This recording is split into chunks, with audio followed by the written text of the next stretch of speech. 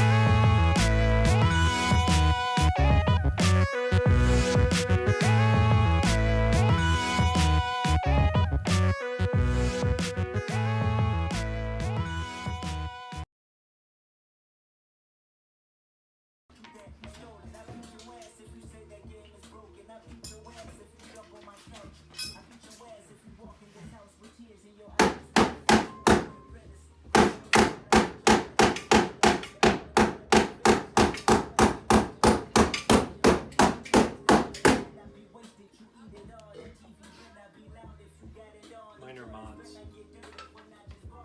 Hey, are you able to pull this out at all?